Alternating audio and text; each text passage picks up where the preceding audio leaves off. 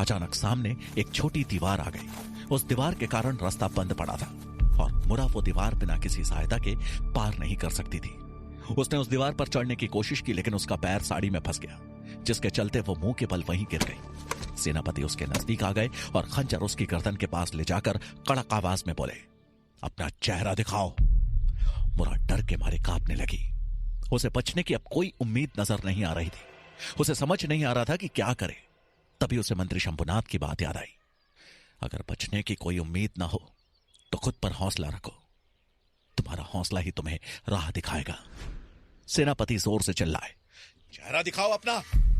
ये बोलकर उन्होंने मुरा का चेहरा देखने के लिए अपना हाथ आगे बढ़ाया ही था कि मुरा तेजी से पीछे पलटी और उसने मुट्ठी में मिट्टी भर सेनापति की आंखों में झोंक दी। सेनापति दर्द से चिल्ला उठे। वो अपनी आंखें रगड़ने लगे। कुछ देर बाद जब उनकी आंखों को साफ दिखाई देने लगा तो वहां पर कोई भी नहीं था। मुरा वहां से जा चुकी थी और सेनापति गुस्से में अपना हाथ मलते रह गए। इधर तक्षशिला में आचार्य चाणक्य अपने कक्ष में सूरजमल, चंद्रगुप्त और सुकन्या के साथ बैठे मंत्रणा कर रहे थे। चाणक्य उन्हें समझाते हुए बोले, सूरजमल ने आज जो कुछ देखा उससे हम इस निष्कर्ष पे पहुंचे हैं कि आचार्य गजानन ने हमें मिटाने के लिए डकैतों से हाथ मिला लिया है। हमें अब अपना हर कदम फूंक फूंक के रखना होगा। यह सुनकर चंद्रगुप्त और सुकन्या दोनों हैरान थे। सुकन्या घबराते हुए बोली, ये सब मेरे कारण हो रहा है।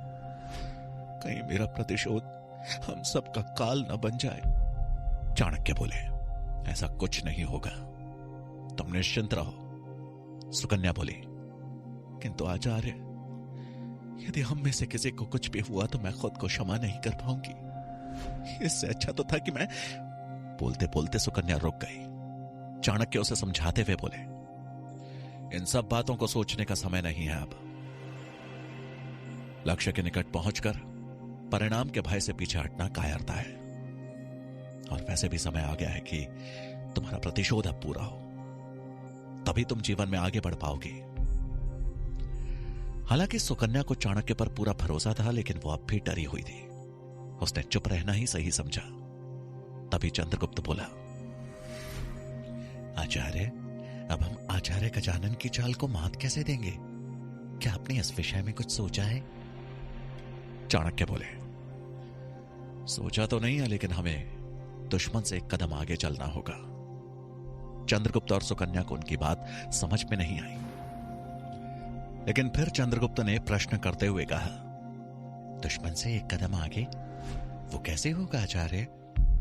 इससे पहले कि चाणक्य उसके प्रश्न का समाधान कर पाते, तक्षशिला का एक कर्मचारी दौड़ते हुए उनके कक्ष में प्रवेश कर गया और हांफते हुए बोला, सूरजमल जी, अनर्थ हो गया। आपके आश्रम को जंगली हाथियों ने पूरी तरह से नष्ट कर दिया है।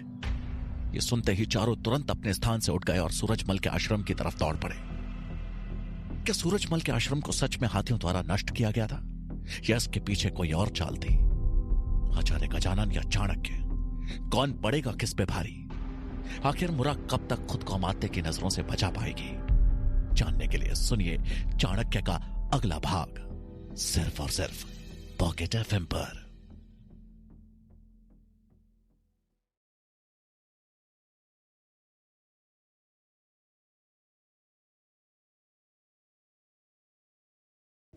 इस सीजन बिग बॉस